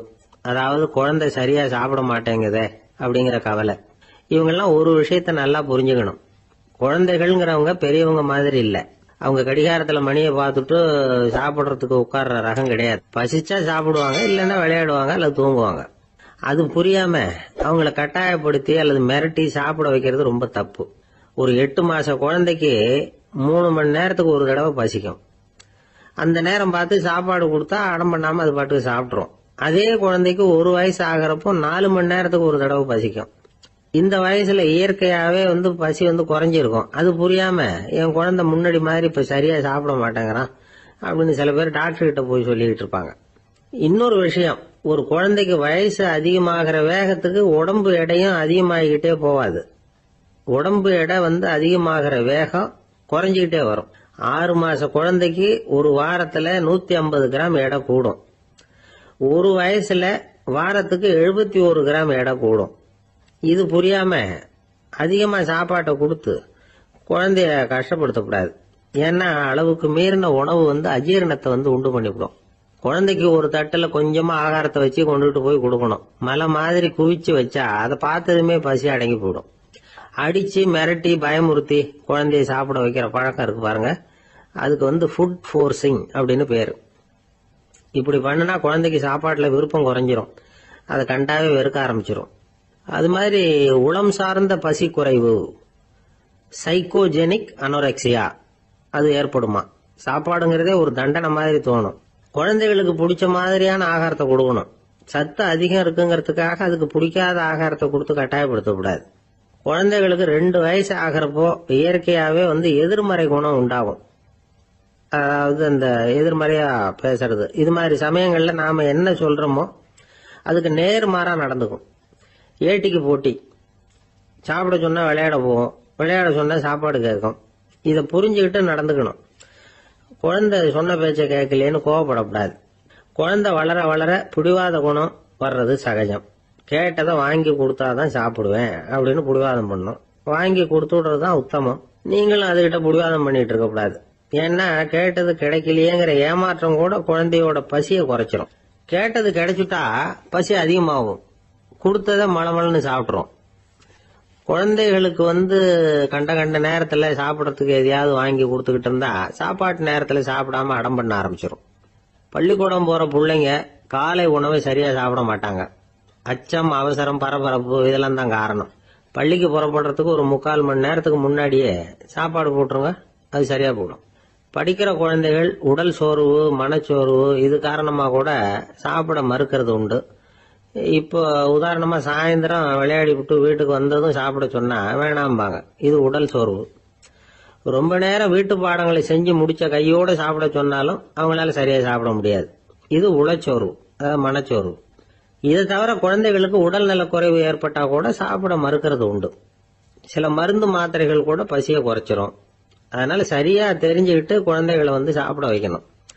அது புரியாம கையில சாப்பாட்டு தட்டை வச்சுக்கிட்டு குழந்தைகளை விரட்டிக்கிட்டு அலையக்கூடாது. ஒரு சின்ன பையன் சொன்னான், எங்க அம்மா சாப்பாடு போடுறது தெரிஞ்சா நான் உடனே வீட்டை விட்டு வெளியில ஓடி போடுவேன் அப்படின்னா. ஏன் அப்படி பண்றேன்னு கேட்டோம். எங்க அப்பா கூட அது மாதிரி தான் சார் பண்ணுவார் அப்படிங்கிறான். ஆளை கண்டா ஏன் இப்படி முகத்தை திருப்பிக்கிட்டு வர்றீங்க அப்படின்னு கேட்டார் ஒருத்தர் நண்பர்கிட்ட.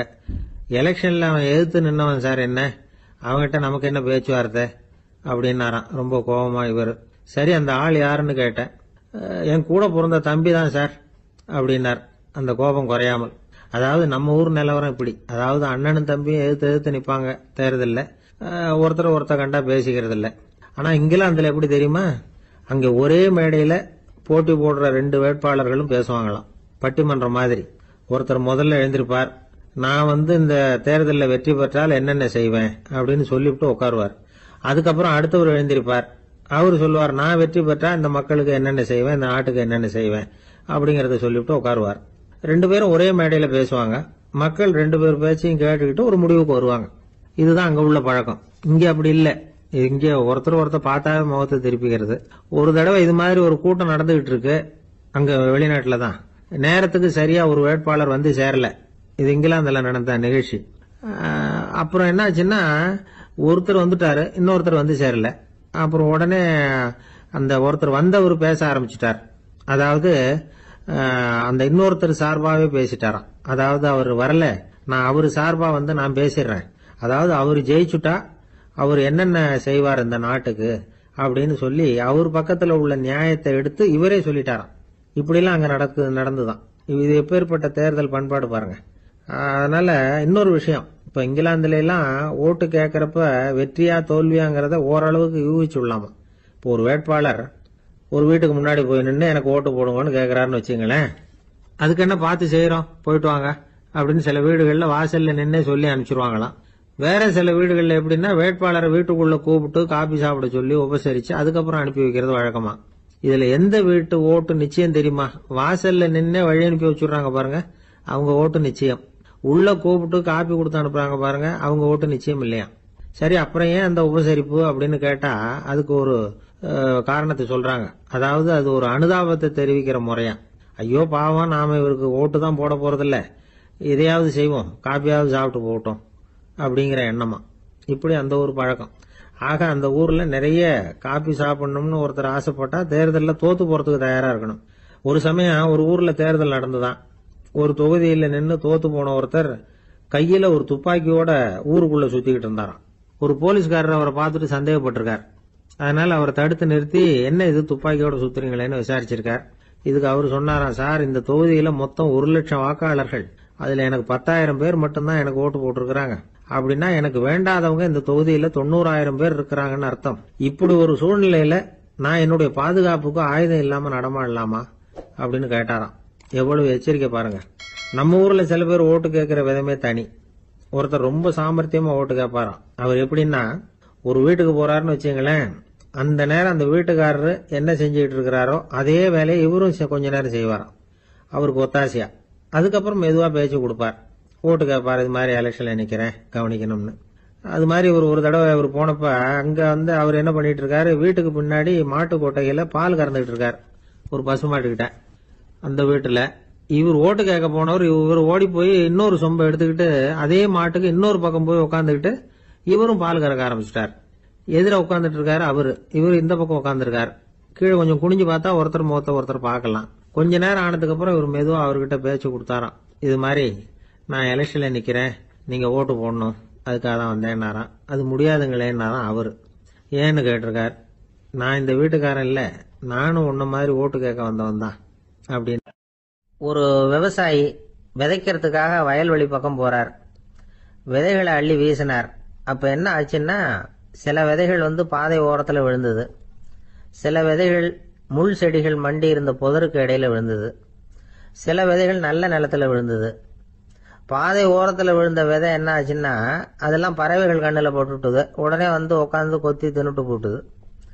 அதிகமாக மண் இல்லாத பாறை பகுதியில் விழுந்த விதையெல்லாம் லேசா வேர் விட்டு முளைக்க ஆரம்பிச்சுது. அதுக்கப்புறம் வேர் கீழேயும் ஆழமாக போக முடியல, மேலேயும் சூரிய வெப்பம் அதிகம் தாங்க முடியல, எல்லாம் காஞ்சி கருகி போட்டுது. புதர் பகுதியில் சில விதைகள் விழுந்தது இல்லையா, முள் செடிகள் காடாக மண்டி போயிருந்தது. அதனால முளைச்சி வர்ற செடிக்கு நெருக்கடி அதிகமாக போட்டுது, சரியா வளர முடியல, விளைச்சலும் சரியா இல்லை. நல்ல நிலத்துல விழுந்த விதைகள் மட்டும் நல்லா முளைச்சிது, நல்லா வளர்ந்தது, விளைச்சலும் பிரமாதமா இருந்தது. இந்த கதையை சொல்லிவிட்டு கேட்க செவியுள்ளோர் கேட்கட்டும் அப்படிங்கிறார் இயேசு பெருமான்.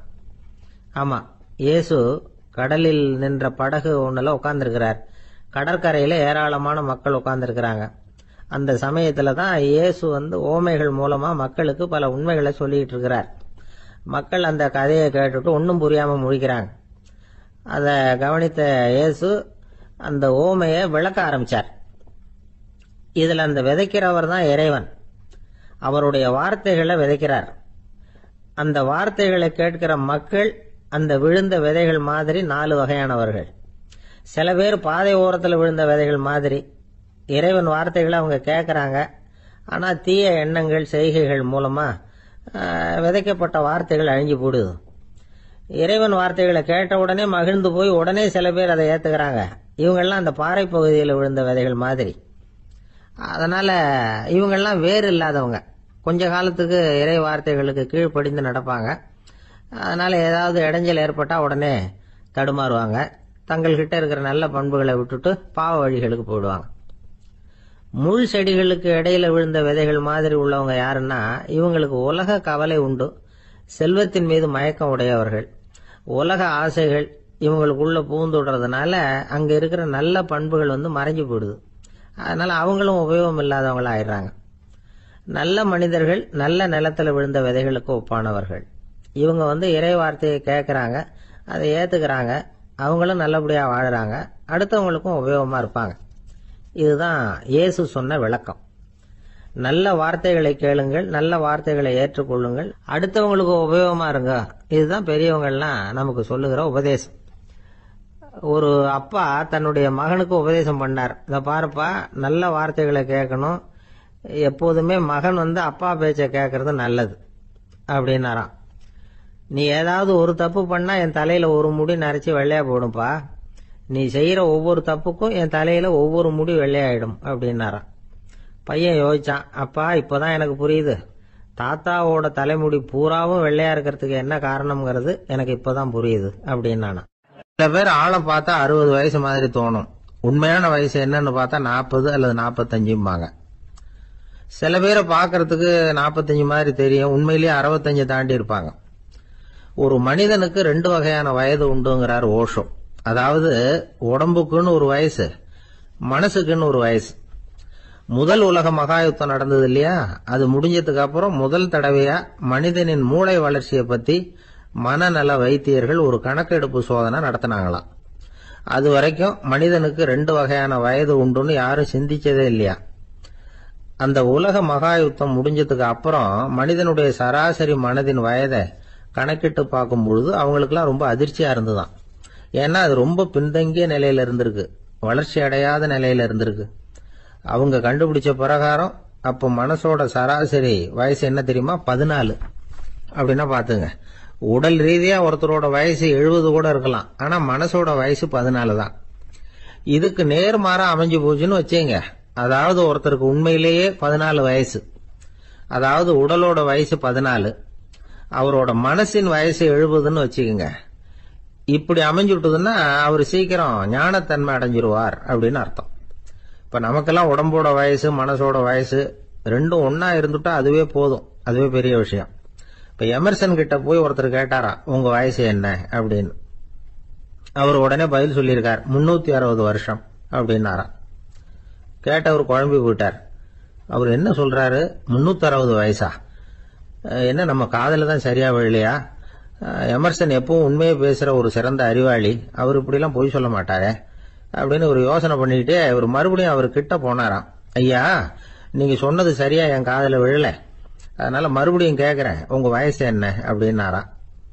எமர்சன் மறுபடியும் சொல்லியிருக்கிறார், 360 வருஷம்னு. வந்தவருக்கு உண்மையிலேயே அதிர்ச்சியா போட்டுது. அதுக்கப்புறம் மெதுவா ஆரம்பிச்சாராம், ஐயா நீங்க சொல்றதை என்னால ஏத்துக்க முடியாது. எப்படி பார்த்தாலும் இப்போ உங்களுக்கு வயசு ஒரு 60க்கு மேல இருக்காதுன்னு நினைக்கிறேன் அப்படின்னாராம். நீங்க சொல்றது சரிதான், அது என் உடம்போட வயசுன்னாராம் எமர்சன்.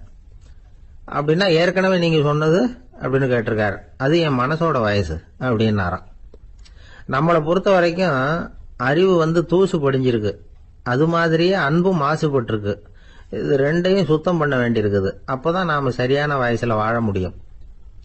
ஒரு ஆசாமி இருக்கிறார், அவருக்கு உடம்போட வயசு அதிகம், மனசோட வயசு ரொம்ப குறைச்சல், குழந்தை மாதிரி. அவர் ஒரு ஆஸ்பத்திரியில படுத்திருக்கிறார். நர்சம்மா எல்லாருக்கும் மருந்து கொடுத்துட்டு போறாங்க. கொஞ்ச நேரம் கழிச்சு திரும்பி வந்தாங்க. அப்ப இவர் அந்த அம்மாவை கூப்பிட்டு சொல்றார், இத பாருங்க சிஸ்டர், நீங்க எல்லாருக்கும் சின்ன சின்ன மாத்திரையா கொடுத்துட்டு எனக்கு மட்டும் நீளமான மாத்திரையா கொடுத்துட்டீங்க. முழுங்கறதுக்கு ரொம்ப கஷ்டமா போச்சு. இனிமே எனக்கும் சின்ன மாத்திரையா கொடுங்க சிஸ்டர் அப்படின்னாராம். அந்த அம்மா உடனே அதிர்ச்சியாகி தலையில அடிச்சுக்கிட்டாங்களாம். நான் கஷ்டப்பட்டு மாத்திரையை முழுங்கினத்துக்கு நீங்க ஏமா தலையில தட்டிக்கிறீங்க அப்படின்னு கேட்டிருக்காரு இவர். இதுக்கு அவங்க சொல்லியிருக்கிறாங்க, நான் உங்களுக்கு கொடுத்துட்டு போனது மாத்திரை இல்லைங்க, அது தெர்மாமீட்டர் அப்படின்னாங்க. ஒரு ஊர்ல ஒரு பெரியவர் இருந்தார். ஒரு நாள் அவரை தேடி ஒருத்தர் வந்தார். ஐயா, நான் கடவுளை பரிபூர்ணமா நம்புறேன் அப்படின்னார். சரி, அந்த நம்பிக்கை உனக்கு எப்படி வந்ததுன்னு கேட்டார் இவர். அவர் சொல்ல ஆரம்பிச்சார், ஐயா எனக்கு கல்யாணம் ஆகி 10 வருஷம் ஆச்சு, ஆனாலும் குழந்தை பாக்கியம் இல்லை. அதுக்கு என்ன காரணமா இருக்கும்னு நான் யோசனை பண்ணிட்டு இருந்தப்போ நண்பர் ஒருத்தர் ஒரு ஆலோசனை சொன்னார். உனக்கு மதப்பற்று இல்ல, எந்த கடவுளையுமே நம்ப மாட்டேங்கிற, அதுதான் காரணம். கடவுளை நம்பு, உனக்கு குழந்தை பாக்கியம் கிடைக்கும் அப்படின்னார். அவர் அப்படி சொன்னாரே தவிர எனக்கு சந்தேகம்தான். இருந்தாலும் அவர் சொன்னபடியும் நடந்துதான் பார்ப்போமே அப்படின்னு முடிவு பண்ணேன். கடவுளை நம்ப ஆரம்பிச்சேன். அந்த வருஷமே அழகான ஆண் குழந்தை பிறந்தது. எல்லாம் இறைவன் அருள் அப்படின்னார். இவர் இப்படி சொன்னதை கேட்டதும் அந்த பெரியவர் சொன்னார், நீ சொல்றதெல்லாம் சரிதான், இருந்தாலும் இந்த காலத்துல எந்த ஒரு காரியமா இருந்தாலும் அதை சோதனை செஞ்சு பார்த்துட்டு தான் ஒரு முடிவுக்கு சேர முடியும். அறிவுபூர்வமான முடிவு அதுவா தான் இருக்கும். அறிவியல் சோதனைகள் அப்படித்தான். ஒரு குறிப்பிட்ட விஷயத்தை பத்தி எத்தனை தடவை சோதனை பண்ணாலும் ஒரே முடிவு தான் கிடைக்கணும், அதுதான் சரியா இருக்கும். அதனால இப்ப மறுபடியும் ஒரு சோதனைன்னார். என்ன செய்யணும் அப்படின்னு கேட்டார் இவர். கடவுள்கிட்ட ஒரு பெண் குழந்தை வேணும்னு கேளு. முதல்ல ஆண் குழந்தைய கொடுத்தது மாதிரியே இப்போ ஒரு பெண் குழந்தையையும் கொடுக்கறாரா பார்க்கலாம் அப்படின்னார். சரின்னு சொல்லி இவர் அதே மாதிரி முயற்சி பண்ணினார். அதுக்கப்புறம் அவரு இந்த பெரியவர்கிட்ட வரவே இல்லை. கொஞ்ச காலம் கழிச்சு இவரே அவரை தேடிட்டு போய் கதவை தட்டினார். அவர் கதவை திறந்தார். என்ன ஆச்சு, கடவுள் கண் திறந்தாரா அப்படின்னு கேட்டார். அவரு, அந்த சமாச்சாரம்லாம் நமக்கு வேணாம் சார், முதல் தடவை அது ஏதோ தற்செயலா ஏற்பட்ட ஒரு சாதகம். இப்ப நீங்க 2வது தடவை சொன்ன பிறகு தினமும் கடவுளை வேண்டிக்கிட்டு தான் இருக்கிறேன், ஒன்னும் நடக்கல அப்படின்னார் ரொம்ப விரக்தியா. ஒரே ஒரு தோல்வியில உங்க நம்பிக்கை எல்லாம் பறந்து போயிடுது பாத்தீங்களா அப்படின்னார் அந்த பெரியவர்.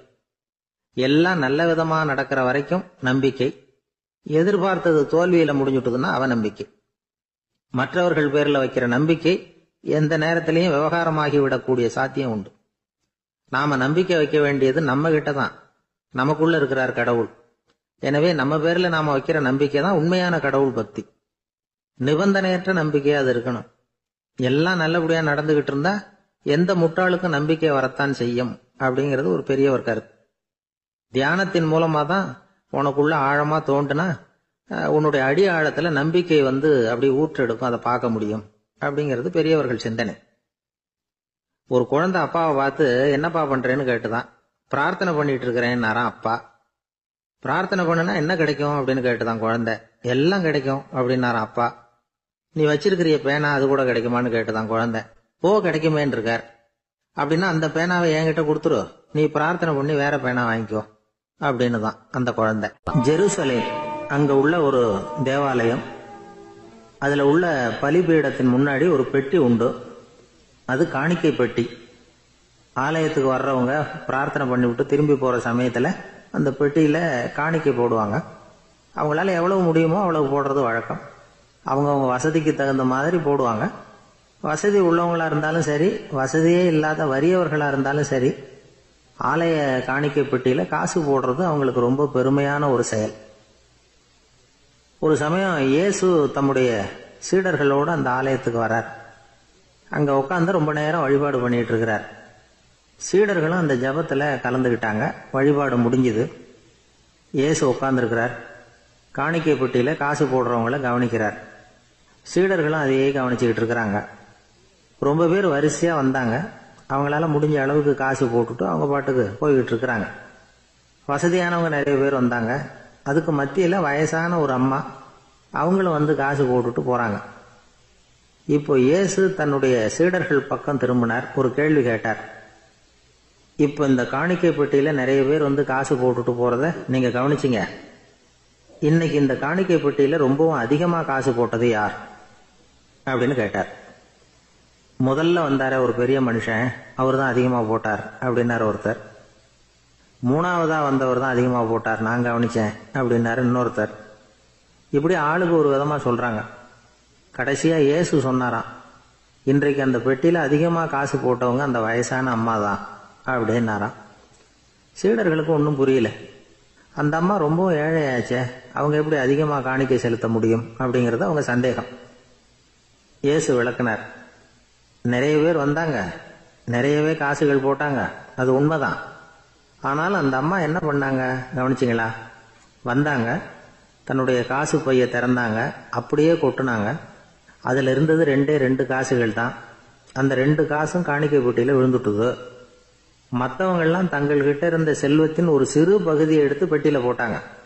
ஆனா இந்த அம்மா தன்கிட்ட என்ன இருந்ததோ அதை அப்படியே போட்டுட்டாங்க. தன்னுடைய பிழைப்புக்காக வச்சிருந்த அவ்வளவையும் இழக்கிறதுக்கு தயாராயிட்டாங்க.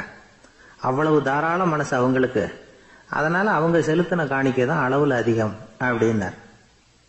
விலை மதிப்பில்லாத முத்து புதையல் ஒருத்தனுக்கு கிடைக்க போகுதுன்னு வச்சுக்கோங்க. அதன் மதிப்பை உணர்ந்தவன் என்ன பண்ணுவான்? அதை அடையறதுக்காக தன்கிட்ட இருக்கிற எதையும் கொடுக்கறதுக்கு தயாரா இருப்பான் இல்லையா? அது மாதிரிதான் இதுவும் அப்படின்னார். உலக மதிப்பீடுகளை துரும்பா தூசியா மதிச்சு அதையெல்லாம் உதறி விடுகிறவன் இறையருள் அப்படிங்கிற இணையில்லாத செல்வத்தை பெறுகிறான் அப்படிங்கிறது இதுல உள்ள கருத்து. இறைவனுக்காக இழப்பதுன்னா துன்பப்படுகிறவர்களுக்காக, ஏழைகளுக்காக, ஏதுமற்றவர்களுக்காக இழப்பது அப்படின்னு அர்த்தம். உங்கள் அயலானுக்கு நீங்கள் என்ன உதவி செய்தாலும் அதை எனக்கே செய்கிறீர்கள் அப்படின்னு இயேசு சொல்லியிருக்கிறார். அடுத்தவங்களுக்கு உதவணுங்கிற குணம் இன்னைக்கு ரொம்ப குறைஞ்சு போச்சு. ஒருத்தன் வாழைப்பழத்தோல் வழுக்கி கீழே விழுந்துட்டான். பக்கத்துல இருந்த நண்பன் உடனே அவனை தூக்கிக்கிட்டு போய் ஆஸ்பத்திரியில சேர்த்துட்டான். அதுக்கப்புறம் சொன்னான், நீ அந்த வாழைப்பழத்தோல்ல காலை வைக்க போறத முன்னாடியே நான் கவனிச்சுட்டேன் அப்படின்னு நானா.